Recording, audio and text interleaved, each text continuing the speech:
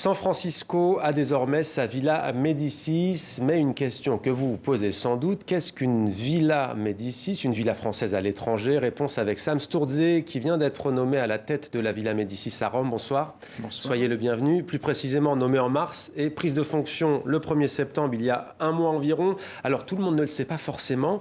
Quelle est la vocation de ces villas françaises? D'accueillir des créateurs, des chercheurs, des artistes dans un lieu assez magnifique. En tous les cas, c'est le cas pour celle qui est installée à Rome. Ça fait 350 ans que ça dure. C'est assez répandu dans le monde académique, une année sabbatique pour pouvoir réfléchir à la suite. Les universités considèrent qu'investir sur leurs chercheurs, c'est un très bon investissement. Un État peut investir sur ses créateurs aussi en leur offrant une année de recherche. Ouais. Est-ce que c'est compliqué dans un contexte de pandémie? C'est toujours compliqué, mais finalement, la Villa Médicis elle-même est une forme d'isolement et de préparation à la situation sanitaire qu'on vient de vivre, puisque nos 16 pensionnaires sont accueillis pendant une année durant, logés sur place, et on organise tout pour que le champ leur soit le plus libre possible, qu'il soit le moins dérangé possible pour pouvoir travailler. Alors Rome, Kyoto. Alors, à chaque fois, c'est des institutions un peu différentes. La Villa Médicis, elle est une résidence de créateurs, toutes disciplines confondues. Elle est aussi un centre d'exposition, de rayonnement. Et puis, elle a une mission patrimoine, conserver ses jardins et ce bâtiment exceptionnel. À Kyoto, il y en a une autre qui s'appelle la Villa Kujuyama.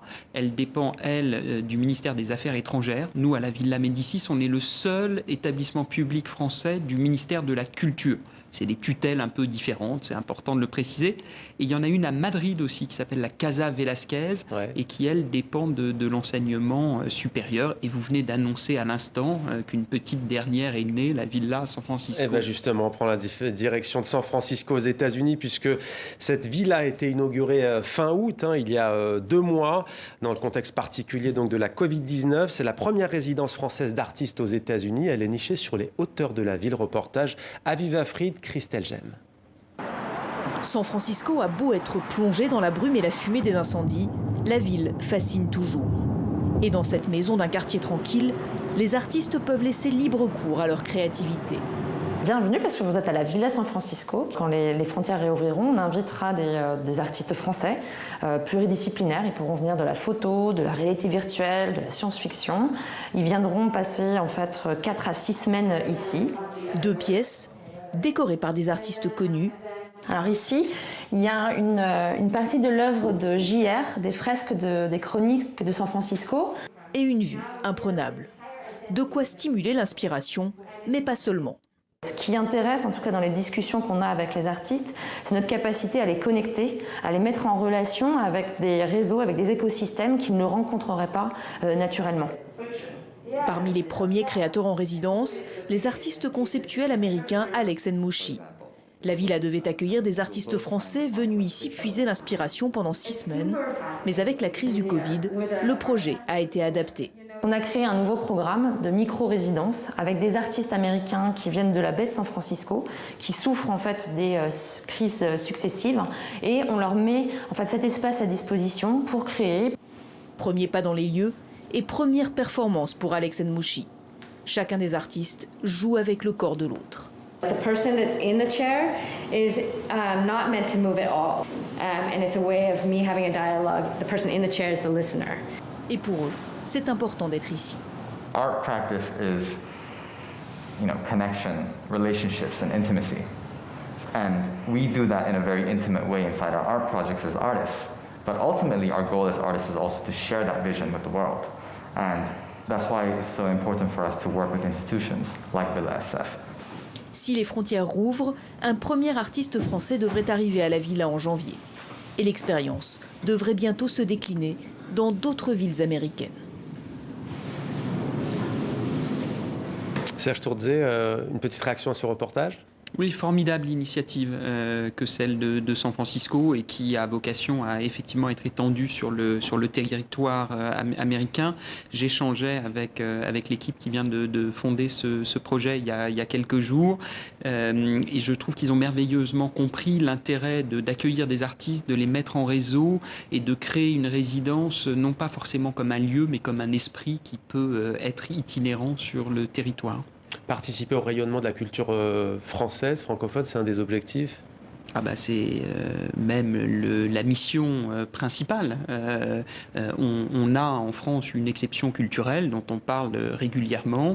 On a une communauté de créateurs dans toutes les disciplines parce qu'on a aussi derrière un écosystème qui sait les accompagner et qui sait les accompagner là où c'est pas toujours visible. Il vous aura pas échappé que la plupart du temps, on parle des artistes ou des créateurs en aval de leur création. Quand la création est prête, qu'un film est prêt à être distribué, qu'une expo est prête à être inaugurée, mais le travail en amont, il est essentiel et pouvoir donner la liberté aux créateurs de travailler en amont, c'est toujours mieux quand on laisse cette responsabilité à des institutions qui savent faire. Alors, quelle est votre feuille de route concrètement? Quelle impulsion comptez-vous donner à la Villa Médicis à Rome? Je vous le disais à l'instant, c'est une institution qui rend humble. Elle a 350 ans d'histoire. Elle fait son travail de génération en génération. Je n'ai pas le chiffre complet des artistes accueillis depuis son origine, mais ils sont nombreux. Pour autant, elle est aussi une vraie institution du XXIe siècle et elle doit le reprouver régulièrement. Mais vous dites qu'elle doit sortir de sa zone de confort. Ça se traduira comment? C'est un des plus beaux bâtiments du monde. Pour qui est allé à Rome, vous avez vu ce jardin, 6 hectares, ce bâtiment de la Renaissance construit par un grand amoureux des arts, Ferdinand de Médicis.